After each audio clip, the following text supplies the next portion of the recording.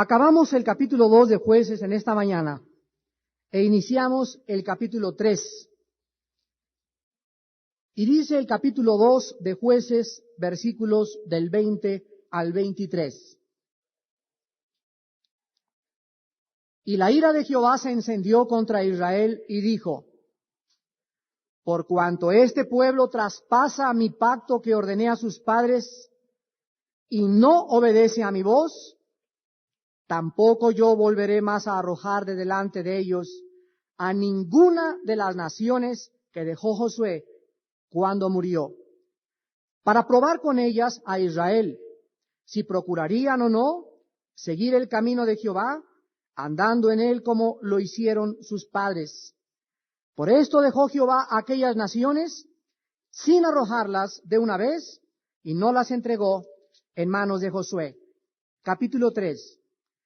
Estas pues son las naciones que dejó Jehová para probar con ellas a Israel, a todos aquellos que no habían conocido todas las guerras de Canaán, solamente para que el linaje de los hijos de Israel conociese la guerra, para que la enseñasen a los que antes no la habían conocido, los 5 príncipes de los filisteos, todos los cananeos, los sidonios y los heveos que habitaban en el monte Líbano hasta el monte de Baal Hermón, hasta llegar a Amat.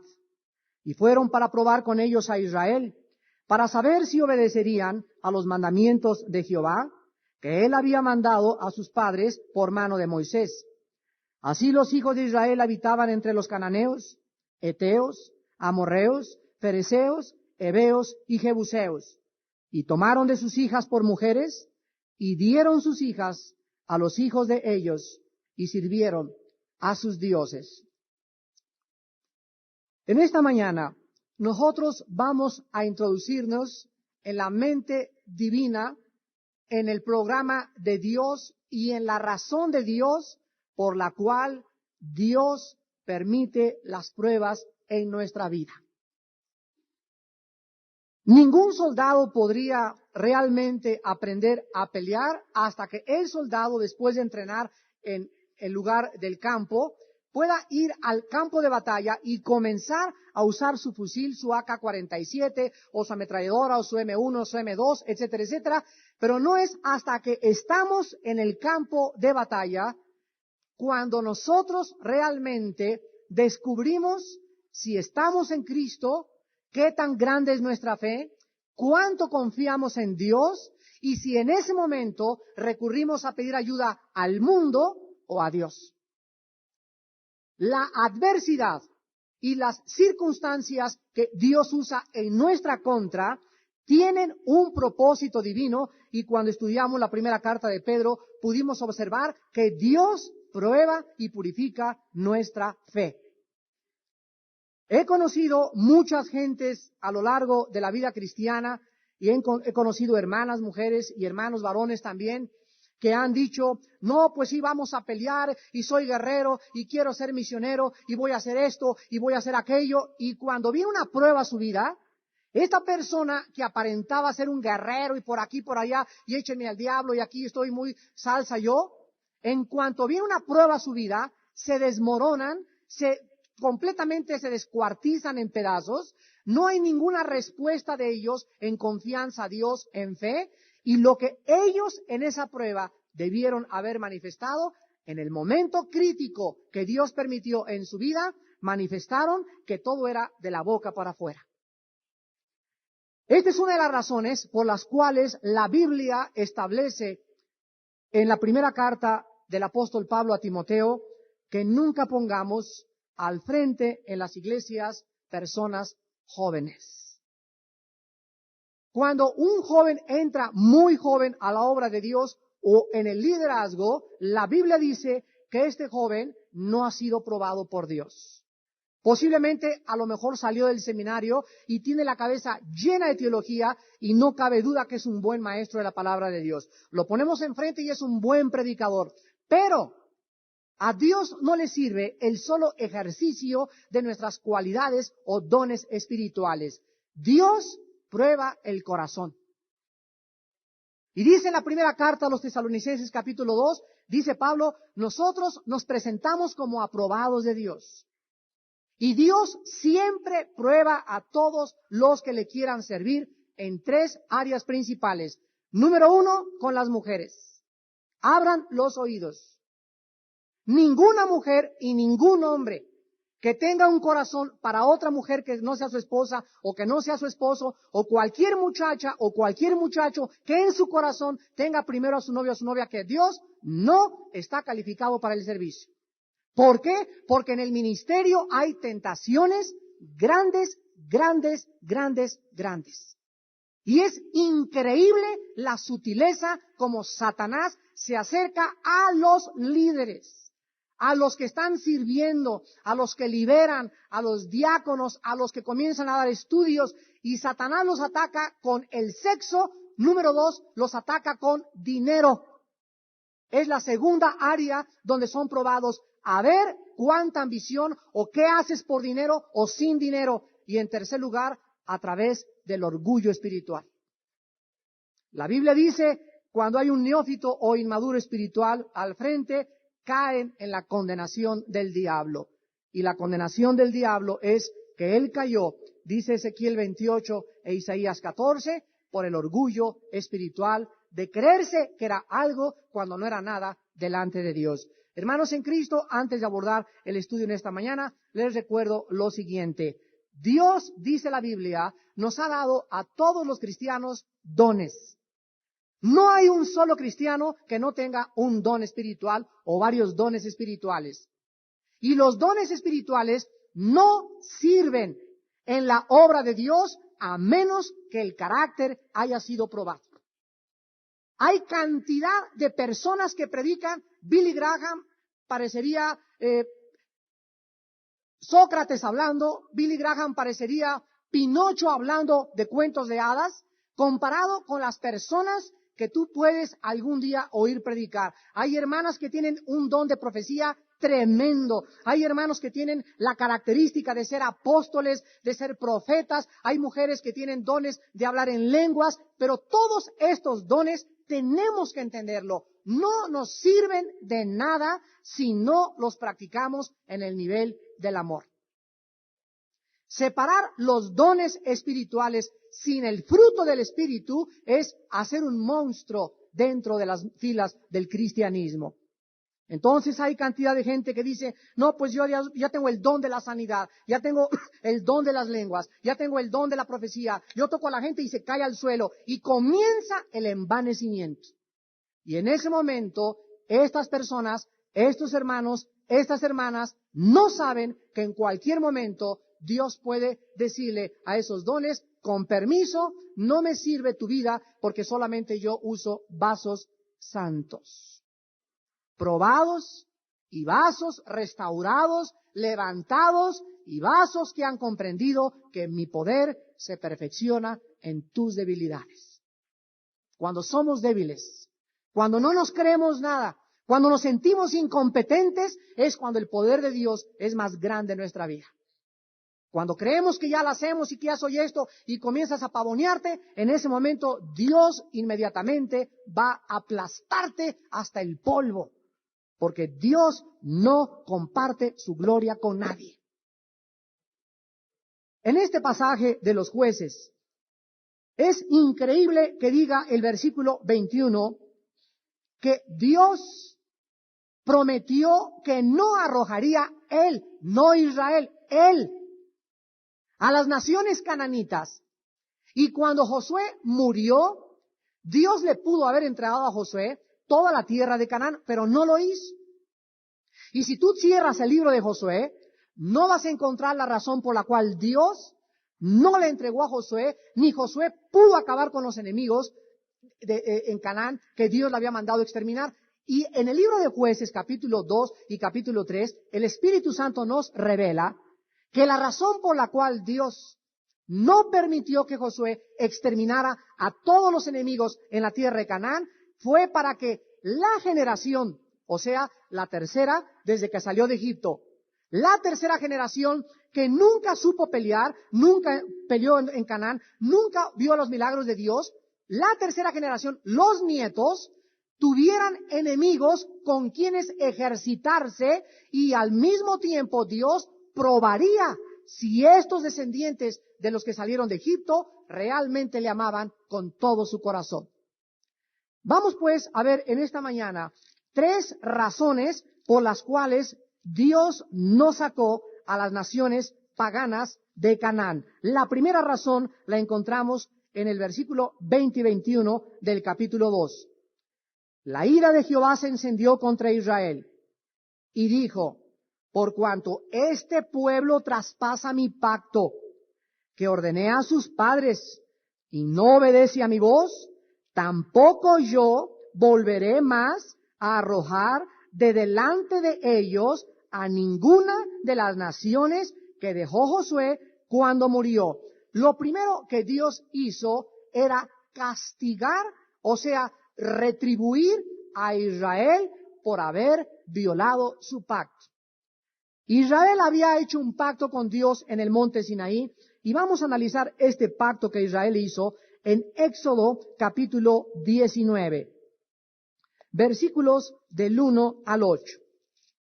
Un pacto en la Biblia es un convenio, es entrar a un acuerdo solemne, sincero, delante del Dios del universo. Y Dios trata con los seres humanos desde el huerto del Edén hasta el final de los tiempos a través de pactos. Continuamente tú vas a encontrar a hermanos nuestros en Cristo. Yo diario me los encuentro, diario me hablan por teléfono para preguntarme que les dé razones bíblicos, que te van a decir que les han enseñado que la salvación se puede perder. Y son hermanos sinceros y son hermanos nuestros en Cristo. Estos hermanos les han dicho que hay pecados que pueden hacerte perder la salvación y después de que te arrepientes la vuelves a ganar, o sea, hay varios nacimientos de nuevo. Estos hermanos enseñan que cuando uno recibe el sello del Espíritu Santo, si pierdes la salvación, Dios te quita el sello, pero si te arrepientes después, te vuelve a sellar. Cuando una persona enseña que la salvación se puede perder, vuelvo a repetir, no tengo la menor duda que lo hace de una forma sincera, pero sinceramente equivocado. ¿Cuál es la estructura y la base principal para poder decir que la salvación no se puede perder? El pacto de sangre de Cristo. Es incondicional. Tú puedes platicar con cualquiera de estas personas, no importa que sea un teólogo o lo que sea, y le puedes preguntar, ¿usted conoce en qué consiste el pacto de sangre? Y ninguna persona que enseña que se pierde la salvación conoce el pacto de sangre. Ahí está el error, ahí está la fisura teológica por lo cual ellos creen que una vez que Dios nos salva, de ahí en adelante la salvación la necesitamos cuidar y guardar nosotros, y si entramos al cielo entramos porque nos portamos bien y no porque Dios perfeccionó su gracia en nosotros. Y en segundo lugar es desconocer de una forma clara también qué es la gracia de Dios. Yo quiero recomendarles un libro buenísimo que acaba de salir que se llama La sangre de Benny Hinn. Yo lo leí con mucha suspicacia y con una lupota así grandote para buscarle, porque me encanta, ¿verdad? Nosotros tenemos la obligación de estar buscando algo en que alguien pueda escribir y pueda tropezar a los demás. Y créame lo que mientras más examiné este libro, me maravilló la doctrina y la teología de este hermano. Ya las cosas que él haga y no haga, ¿verdad? Solo hay un Dios que puede juzgar. Yo no soy nadie para juzgar a mi hermano. Yo lo único que puedo decir es que este libro nos enseña una forma clarísima qué es la sangre en el Antiguo Testamento y por qué la salvación no se puede perder. El pacto de sangre de Dios es incondicional y cuando Jesús murió en la cruz, dice Pablo a Timoteo, que aunque seamos infieles, Él sigue siendo fiel. Pero hay hermanos que dicen, no, entonces usted puede pecar lo que quiera y vivir como quiera. No, dice Gálatas 5:13, porque Dios nos llamó a la santidad, solamente que no usemos la libertad como ocasión para la carne. La persona que dice, con que no puedo perder la salvación, voy a hacer lo que quiero, dice Romanos 6, ¿qué pues? ¿Perseveraremos en el pecado para que la gracia de Dios abunde? De ninguna manera. Porque si hemos muerto en Cristo, ¿cómo podemos perseverar en el pecado? La persona que ha recibido la salvación siente en su corazón ya no regresar a su antigua vida. Claro que hay ocasiones en que cae y van a ser muchas veces en que caigas, pero la sangre de Cristo nos limpia de todo pecado. Mis hermanos que enseñan que se pierde la salvación, les pregunto, ¿cuál es el pecado que no tiene perdón bajo la sangre de Cristo? Porque la Biblia dice que todo pecado es limpiado por la sangre. Y no importa que el hermano se haya alejado del Señor, no importa que haya adulterado, no importa lo que haya. Si ese hermano se arrepiente, la sangre de Cristo lo restaura, lo levanta y lo pone más alto de donde estaba antes. Y esto es lo que tenemos que aprender a enseñar para que haya en nosotros misericordia, justicia, juicio y compasión por los hermanos. Hay hermanos que llegan y acusan a otros, tu pecado ya no tiene remedio, ya no hay restauración para esta persona. Esta iglesia no se puede salvar. No conocen a Dios. No conocen la misericordia de Dios. No conocen la compasión de Cristo. Jesús anda buscando personas caídas para levantarlas. Jesús anda buscando iglesias atacadas para restaurarlas. Cristo anda buscando familias heridas mortalmente por el diablo y a punto de ser desbaratadas para demostrar su poder al mundo y levantar trofeos mucho más altos que los que nosotros podemos imaginar. ¿Y todo por qué? Por la bendita sangre que sigue con el mismo poder y con la misma gracia y la misma misericordia que hace 2 años. Hace 2 años en la cruz había una fuente de sangre que nos limpia y nos continúa limpiando si nosotros nos volvemos a Él. La Biblia nos muestra que cuando un hijo se aparta de Dios, Dios lo disciplina. Dios no deja sin disciplina a ningún hijo. Si me dicen que alguien perdió la salvación y que regresó y nunca vuelve a la iglesia, salieron de nosotros, pero no eran de nosotros. Si hubieran sido de nosotros, no del Sin Apolo, ni de ninguna organización, de Cristo. Si hubieran sido de Cristo, hubieran regresado, porque Dios al que ama, cuerea. Y lo regresa al rebaño a cuerazos y a como sea, pero lo regresa. No puede Dios dejar sin disciplina a sus hijos, porque entonces no sería hijo, sería bastardo. Y si ese hijo, después de la disciplina de Dios, lo hemos visto anteriormente, insiste en su pecado, Dios se lo lleva a casa. Y por eso hay muchas muertes prematuras. Y nadie puede decir con qué prematuridad se va un cristiano, pero Dios nos promete que para que no sea blasfemado el camino por uno de sus hijos, como en el caso de 1 Corintios 5 del 1 al 5, Dios le dice a Pablo, ordena a la iglesia que lo entreguen a Satanás, a esa persona que vivía en fornicación con su madrastra, para que el espíritu sea salvo en el día del juicio.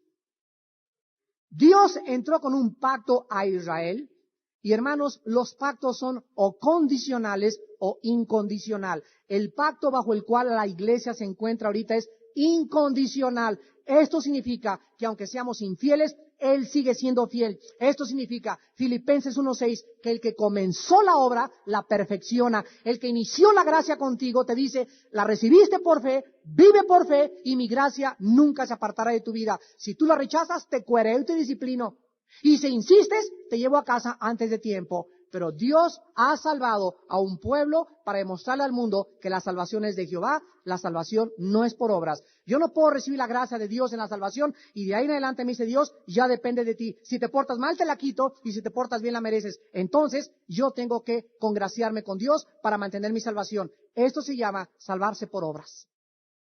Y la gracia de Dios significa recibir algo, escúchame, que nunca puedes merecer. Hagas lo que hagas. Esto es gracia. Algo que no merecemos, Dios nos lo da basado en la muerte y en la cruz y en la gracia de su Hijo Jesucristo. Yo no merecía ser santo, yo no merezco ser justificado, yo no merezco nada de lo que Dios me ha dado, ni jamás podría hacer nada para merecérmelo. Cristo lo hizo todo por mí. Él lo logró con su sacrificio y todo lo que Dios haga en mi vida y en tu vida nunca será por lo que hiciste o por lo que yo hice, sino en base a la muerte de Cristo en la cruz.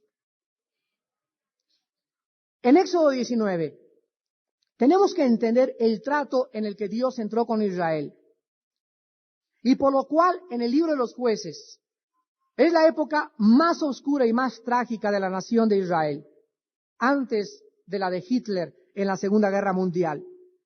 Y dice la Biblia que en el mes tercero de la salida de los hijos de Israel, de la tierra de Egipto, en el mismo día llegaron al desierto del Sinaí. Vean ustedes, ya salieron con plagas, ya salieron con poder, y exactamente dice la Biblia exactamente en el mes tercero, o sea, 90 días después de que comenzaron a caminar, hicieron 90 días más o menos en llegar al Sinaí. Y habían salido de Refidim, versículo 2, y llegaron al desierto de Sinaí y acamparon en el desierto. Acuérdense, sin agua, sin frutis, sin tortas, sin dulces, sin leche, sin zapateros, sin suburbia, sin aurrerá, sin nada absolutamente en las bolsas. Hilos de coser no había zapateros para remendar los zapatos, y ahí estaban totalmente sin gas, sin agua, sin absolutamente nada, cero de necesidades básicas. Nada más traían tiendas de campaña. Tenemos que entender esto. Acampó allí Israel delante del monte. Y Moisés subió a Dios, y Jehová lo llamó desde el monte diciendo, así dirás a la casa de Jacob, y anunciarás a los hijos de Israel, vosotros visteis lo que hice a los egipcios, y cómo os tomé sobre alas de águilas, y os he traído a mí. Ahora pues, si diereis oído a mi voz, vean ustedes las condiciones, esto se llama condicionado. Si diereis oído a mi voz, y guardareis mi pacto, vosotros me seréis mi especial tesoro sobre todos los pueblos, porque mía es toda la tierra, y vosotros me seréis un reino de sacerdotes y gente santa. Estas son las palabras que dirás a los hijos de Israel. Entonces vino Moisés y llamó a los ancianos del pueblo y expuso en presencia de ellos todas estas palabras que Jehová le había mandado. Y todo el pueblo respondió a una y dijeron, todo lo que Jehová ha dicho haremos. Y Moisés refirió a Jehová las palabras del pueblo. Dios le dice a este pequeño grupo de personas sacadas de Egipto con poder, ustedes han visto hasta este momento, llevamos 90 días, que han conocido mi grandísimo poder, les abrí el mar rojo, mandé plagas a los egipcios, murieron todos los primogénitos de Egipto, pero ustedes fueron salvados, y en este momento que les he manifestado visiblemente parte de mi gloria, quiero que entiendan, lo único que les pido es obediencia. Nada más. Obedézcanme y ustedes van a ser, dice la Biblia, mi especial tesoro. En aquel tiempo había muchas naciones de todos los pueblos, ahorita hay de muchas naciones en el mundo, y dice Dios, la iglesia, a mí no me importa, dice Dios, el PRI o el PRD, o cómo le va a Italia, o el Tratado de Libre Comercio, España o Inglaterra, quiero que entiendan, dice Dios, que todos los acontecimientos, lo que está pasando en el mundo, en el Medio Oriente y en el Occidente, todo tiene que ver con la iglesia. Ustedes son mi especial tesoro, la niña de mis ojos son ustedes, mi iglesia es el centro de mi plan, mi voluntad, mis manifestaciones. Todo contribuye para nuestro crecimiento, para nuestra madurez y para nuestra comprensión de las profecías y del plan de Dios. Nosotros somos el tesoro de Dios.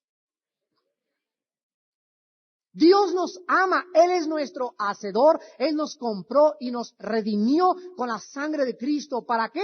Para que le conociéramos, para que le obedeciéramos y para que entendiésemos en esta mañana que cuando nosotros no le obedecemos, duro es el camino de los transgresores.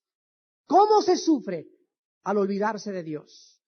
¿Cómo se siente física, mental y espiritualmente la lejanía de Dios? ¿Cómo puedo yo, un ser dependiente de Dios, un ser que necesito como una planta necesita el aire, la lluvia y la tierra, cómo puede una planta creer en la irracionalidad de desgajarse ella misma y decir no necesito la tierra ni el aire y me meto y me encierro en una cueva? ¿Qué le pasa a esa pobre planta? Esa planta, como fue creada para depender del sol, del aire, de la tierra, va a comenzar a marchitarse. Las plantas, si tú ves una planta que se desgaja y se mete en una cueva y dices, loca. ¿Cómo es posible? Está loca. Pero ¿a quién se le ha ocurrido? Así nosotros, cuando vemos a un cristiano, cuando veo a un hermano o una hermana que se alejan de Dios, son locos. Dice la Biblia que el camino del pecador es una locura. ¿Cómo puede un cristiano, habiendo comprendido que Cristo nos salvó con su sangre, que lo que nos sostiene es la Biblia, nuestra comunión con Dios, cómo puede un cristiano atreverse a creer que le va a ir bien alejado de Dios? Es una locura. Tu vida comenzará a marchitarse porque haz de cuenta que el micrófono es Dios. Dice Dios, mientras estás cerca de mí, tendrás energía, te vigorizaré, te fortaleceré, te iluminaré, tendrás confianza. Cuando venga el temor, nada más, haz esto, agárrate de mí, dice el Señor, y el momento que haces contacto conmigo, te infundiré nuevas fuerzas, el temor se irá, todas las fuerzas contrarias, los diablos te dejarán, pero agárrate, no te sueltes de mí, dice el Señor. Permanece como la rama al árbol, pegado, unido a mí, para que yo te influya y yo pueda ejercer mi poder sobre ti. Pero si tú te sueltas, dice el Señor, yo no soy responsable de eso. En ese momento, como tú no tienes nada para sostener tu vida, te vas a comenzar a marchitar. Vas a comenzar a divagar, a ser confundido, a ser llevado por los vientos de doctrinas diversas. Vas a caer en muchas tentaciones y en muchos pecados, y todo porque te atreviste a creer que separado de mí puedes hacer algo por ti mismo. En segundo lugar, Dios, regresamos a Jueces, quería probar a Israel. ¿Por qué muchas veces Dios va a permitir que pierdas tu casa hace 2 días? Bueno, si ahorita yo soy una persona cuerda, si no tengo problemas mentales, si tengo al Espíritu Santo y algo pasa en mi vida o en tu vida, tenemos la suficiente coherencia para no deschavetarnos, no alocarnos, no irnos a la cantina, ni siquiera atrevernos a que por la mente pase la idea del suicidio, sino hincarnos delante de Dios y preguntarle, ¿por qué, Señor? Esta es nuestra actitud. ¿Por qué? Señor, ¿por qué me está pasando lo que me está pasando? Y la Biblia dice que cuando un hijo o una hija de Dios vienen en esa fe, en esa confianza delante del Creador del universo, en ese momento están manifestando fe. Cuando tú le dices, ¿por qué, Señor? Aquí estoy quieto, en guarda, no voy a salir de mi cuarto en 2 días. O voy a ayunar todo el sábado, te voy a buscar en ayuno 1 día o 2 días. Pero quiero, Señor, si no me respondes, ¿por qué? Por lo menos hazme sentir tu paz. Hazme sentir que estás conmigo. Hazme sentir que no hay pecado en mi vida por lo que estoy atravesando. Hazme sentir tu gracia. Quiero ser inundado en este momento por tu amor y por tu misericordia. Hazme sentir, Señor, que tu presencia esté en mí y solo tu presencia me bastará para seguir adelante.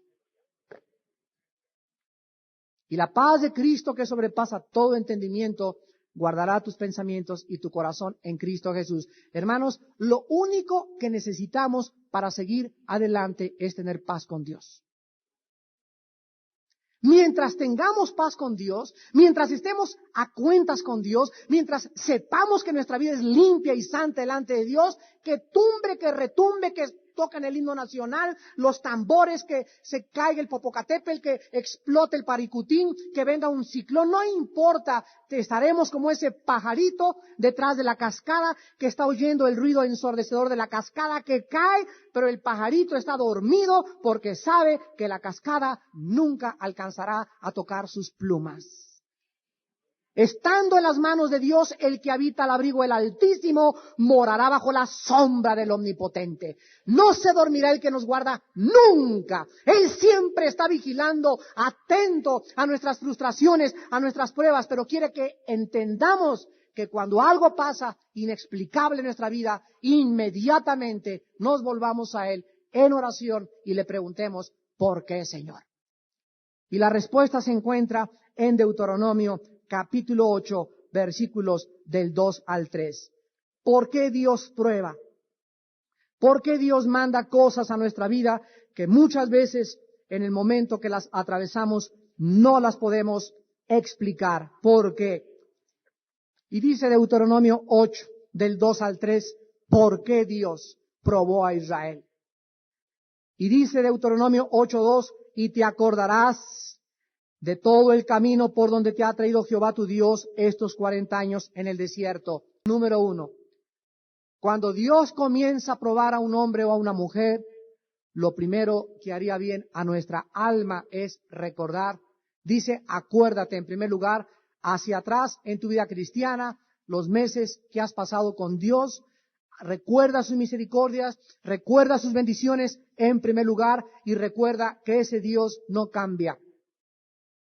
No te desconciertes, no te desanimes, Dios es el mismo ayer, hoy y por los siglos. Recuerda que soy Dios. Número 1, recuerda que no tienes por qué estar como mis discípulos. Señor, despierta que perecemos. La barca se está hundiendo. Pregunta, ¿hasta dónde los discípulos o en qué punto debieron haber despertado a Jesucristo? Estaban siendo, ¿qué cosa? Probados. ¿No es verdad? Por eso Jesús no se le pasó la hora. Y Jesús era tan perfecto que no puede decir, caray, se me pasaron 10,000, ¿por qué no me despertaron?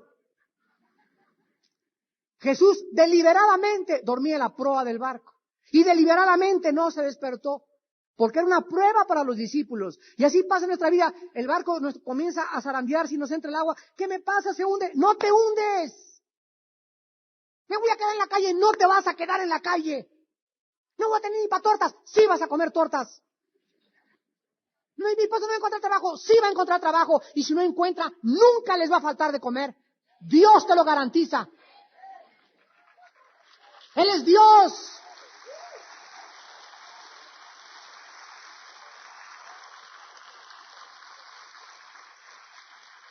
Dice el versículo 2 de Deuteronomio 8, te vas a acordar por donde te ha traído Jehová tu Dios estos 40 años en el desierto. Número 1, para acariciarte. Así dice. Ay, pues yo creí que Dios era bueno y me quería nomás y así puras caricitas. Dios nos mete deliberada y voluntariamente en diferentes hornos. Dios quiere que nosotros entendamos que al entrar en el horno, el calor del horno hace que el barro se suavice. Y dentro del horno, las manos divinas con el barro suave se le puede dar forma. Y si el barro no está lo suficientemente suave, en las manos perfectas, sabias, amorosas y misericordiosas y compasivas de un Dios soberano y grande, no podemos entonces servirle a Dios, pero Dios nos mete en diferentes hornos o nos calienta para quitar de nuestra vida impurezas. Impurezas. Y estas impurezas, así como la plata se purifica y el oro se le quitan las impurezas a través del fuego, Dios permite la aflicción y las pruebas como lo permitió con los enemigos de Israel para que nosotros aprendamos en ese momento a no defendernos. Si comienzas, lele, ya chácame de aquí, lele, está muy caliente, bájale al microondas. Dios te saca. Y te dice, ok Panchito, ok Lupita, sigue así a medias como torta no volteada. Hagan de cuenta como una hamburguesa en McDonald's, ¿verdad? Que mete la hamburguesa y la hamburguesa se tiene que freír de los dos lados. Y cuando se fríe de un lado, dice, no, Lele. Y si la sacas, bueno, nadie se va a comer la mitad crudo y la mitad cocido, ¿verdad? Entonces, así dice la Biblia en el libro de Amós, que hay muchos que son tortas no volteadas. Que han tenido que ser sacadas, la hamburguesa, no, sáqueme. Bueno, la sacan, pero ahí se queda porque me está cruda, a nadie se la va a poner en un pan, ni va a alimentar a nadie. Hasta que esté cocida, la hamburguesa puede alimentar. Cristo, en la última cena, con sus discípulos, tomó el pan y dijo, este es mi cuerpo. Fíjense ustedes el significado verdadero espiritual de la última cena. Y Cristo, después de decir, esto es mi cuerpo, o simboliza mi cuerpo, lo partió. ¿Qué significa esto? Que hasta que estuviera partido, podía alimentar a los demás. Y nuestras vidas son iguales. Mientras Dios no las caliente y nos cosa, no servimos para alimentar a nadie. Entonces, más vale sufrir y aguantar ese fueguito y esa prueba que a lo mejor en esta mañana tú estás padeciendo con paciencia y contentamiento. Llora si quieres, llega a tu casa y dile, pero ¿por qué, Señor? Oh Dios, tú eres poderoso, tú eres grande, líbrame de esta situación económica, líbrame de este problema moral, haz que mi hijo regrese, haz que pase esto, Señor, quiero confiar en ti, haz un milagro, quiero seguirte obedeciendo, entrégate más que nunca y más pronto la prueba huirá de ti. Pero mientras más estás, lele, ya no. Dios, como torta volteada, te saca y ahí te deja, ya te puedes quedar 2, 3, 4, 5 meses hasta que entiendas que necesitas regresar al horno. Más vale estar 1 hora en el horno que media hora cada 15 días. Dice el versículo 2, que Dios en el desierto afligió a su pueblo ¿con qué? ¿Recuerdan? ¿Les puso puros colchones Simos en el desierto? A ver, que se haga un McDonald's. Miren, mijitos, nunca les va a faltar su McPollo, ni tampoco su refresco, ni su pay de manzana. Aquí están, aquí una tintorería que les va ahorita como el genio de Aladino. Ahí está la tintorería y ahí está ahorita para que ustedes sepan que nunca los zapatos les van a cambiar. A ver, ¿quién va a cambiar las suelas de los zapatos? Dios los encerró totalmente y los afligió de una forma deliberada con la aflicción de no saber mañana qué iban a comer y qué iban a beber. ¿Te gusta esta aflicción? Ahorita no hay nadie en este cine, en este lugar, no hay una sola persona que pueda decir, yo no sé qué como mañana. Estoy seguro que por lo menos hasta con flex tienes en la alacena. O medio litro de leche. O un arrocito que la vecina, un tamal, creo que ni los están en la calle, se acercan a los tamales, regalan un tamal a un restaurante, hasta una torta les regalan. De veras, el que se muera literalmente de hambre en esta parte occidental del mundo ahorita, de veras, es porque no sabe cómo pedir un taco. Pero Israel no sabía qué iba a comer el día de mañana. Y ahí en la noche Dios estaba viendo los corazones de aquellos que se acostaban, y mañana, oye mijita, levántate. ¿Tú sabes si mañana Jehová proveerá? Oye, vamos a tocarle a la vecina, no, que nos vayan ¿Tú sabes que mañana no tenemos agua? Mira los chamaquitos que tenemos, ni siquiera leche nana 2 tenemos para ellos.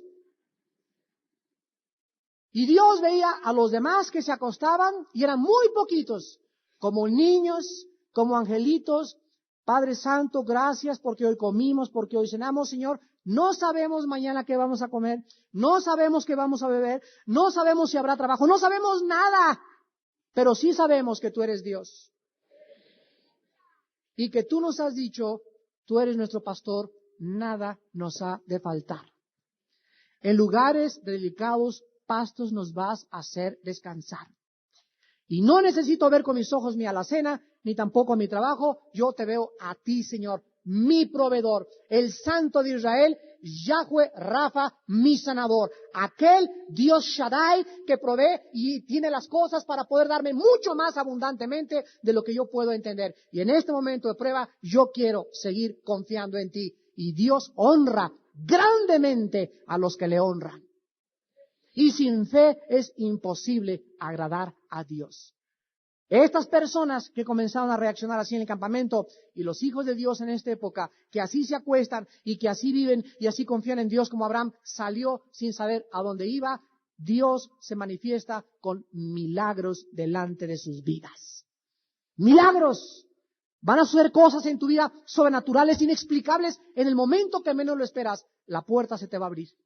El momento que menos lo esperas, vendrá ese trabajo al cual le has pedido a Dios. Pero por cuanto has esperado en Él y por cuanto has confiado en Él, Él también te librará, te levantará en alto, pondrá tus pies sobre la peña y pondrá cántico nuevo en tu corazón. Cambiará tu lamento en baile y tu cilicio en alegría, porque Él es el Dios compasivo y misericordioso. Él quiere que entendamos que no le agrada hacernos sufrir, nos hace sufrir para que estemos preparados en cada día confiar más y amarle más con todo nuestro corazón. Y finalmente dice el versículo 3, y te afligió y te hizo a tener hambre y te sustentó con maná, comida que no conocías tú, ni tus padres la habían conocido, para hacerte saber que no solo de pan vivirá el hombre, mas de todo lo que sale de la boca de Jehová vivirá el hombre. Hermanos, en Cristo, quiero acabar con esto. Cuando Satanás atacó a Jesucristo, Satanás sabía perfectamente bien a dónde atacar a Cristo. No iba a traer a Cristo y decirle, mira, aquí está este kilo de marihuana. No, él sabía dónde pegarle. Y el primer ataque de Satanás a Jesucristo fue cuando Cristo acababa de ayunar. En el momento que más necesitaba físicamente de alimento físico para su cuerpo. Cristo pudo haber dicho, bueno, pues que esas piedras se hagan tortas. Y pudo habérselas comido. ¿Qué tiene de malo comer? ¿Qué acaso es pecado comer? No, de ninguna manera.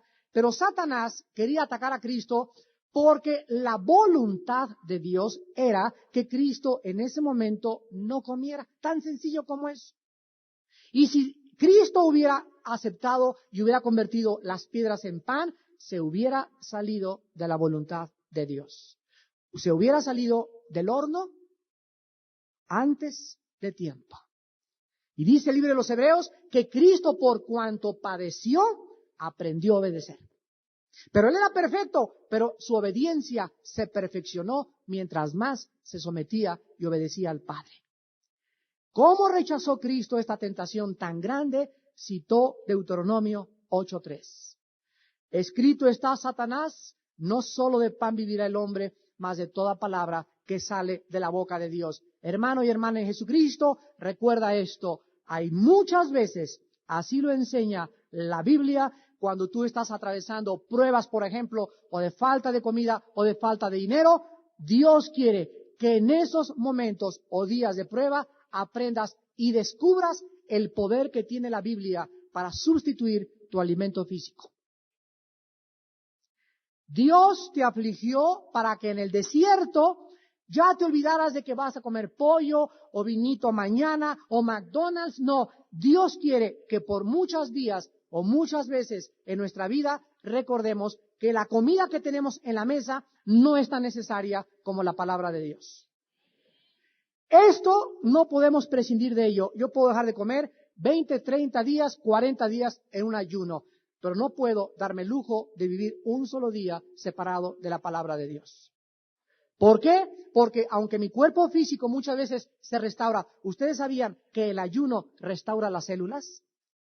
Físicamente y científicamente ha sido comprobado la bendición tan grandísima del bendito hábito de ayunar. Y qué maravilla es que podamos nosotros comprender que la Biblia no puede sustituir aquello de lo cual estamos acostumbrados. La Biblia solo puede alimentar la vida espiritual y Dios quiere enseñarles a muchos de ustedes que tal vez necesitan, ahorita que están pasando una prueba, aprender a vivir y a leer más de la Biblia. Las pruebas que tú estás pasando ahorita se deben porque no pasas suficiente tiempo con Dios en la Biblia.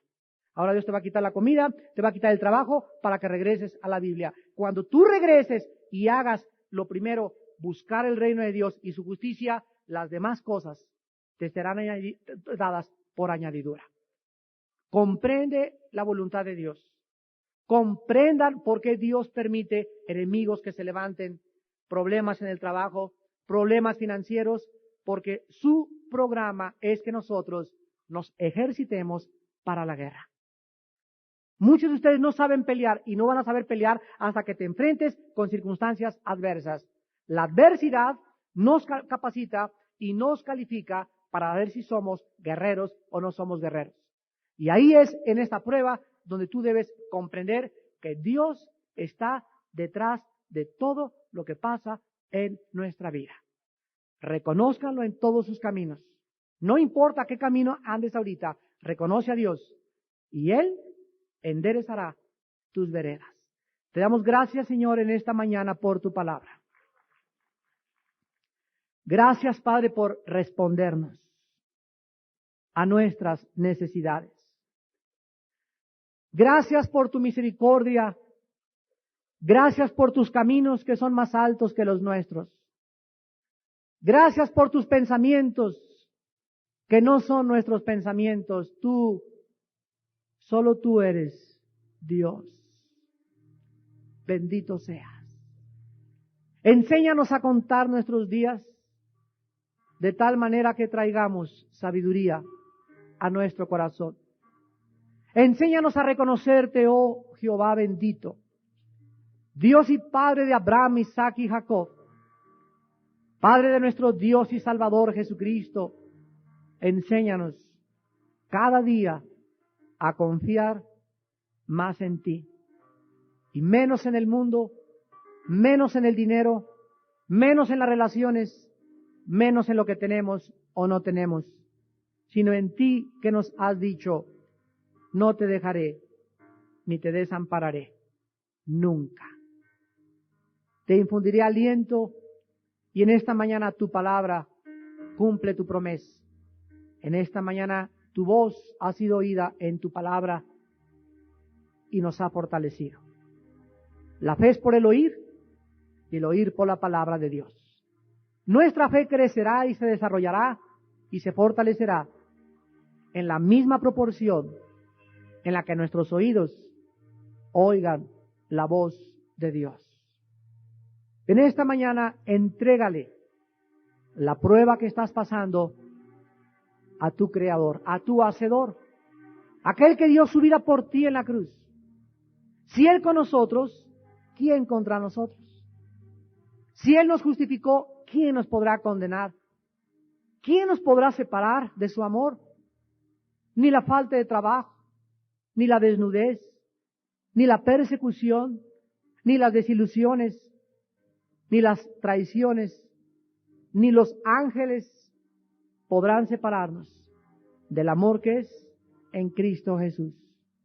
Como un amor eterno nos ha amado Dios, y Él quiere que nos sintamos seguros en sus manos, que confiemos en que Él está aquí vivo, resucitado, mostrándonos el camino provechosamente en que debemos andar y provocando en nuestra vida estas cosas que suceden para acercarnos y participar más de su santidad, para que seamos más como Jesucristo y quitemos más y más nuestros ojos de esta pobre tierra, que es un desierto árido, donde todas las cisternas y los pozos de la tierra no tienen agua, están vacíos, secos, no hay nada que pueda saciar nuestra sed más que Dios. En esta mañana, Señor, nuestra alma es elevada a ti en gratitud. Oh alma mía, no te olvides del Señor, ni tampoco de sus múltiples beneficios, porque hasta este momento tú has rescatado nuestra vida del hoyo. Tú nos has provisto de favores y misericordias, nos has rejuvenecido como el águila, no nos has pagado conforme a lo que merecemos, te has compadecido como el Padre se compadece del Hijo, porque grande, grande, grande es tu misericordia. Despídenos con tu paz, Señor, en esta mañana. Gracias por habernos permitido estar en este lugar durante más de 10 años, Padre. Bendice la administración del Cine Apolo, bendice a los dueños. Nos despedimos en gratitud de nuestro corazón y vemos cómo provees, Señor. Vemos para que tu pueblo sea testigo que sigues proveyendo, que estás con nosotros y en medio de nosotros. Y es lo único que nos importa, que tu presencia esté en medio de nosotros, para que sigamos en la conquista de la tierra prometida hasta ver el rostro precioso, algún día no lejano, de tu Hijo Jesucristo, a quien amamos con todo nuestro corazón. Amén.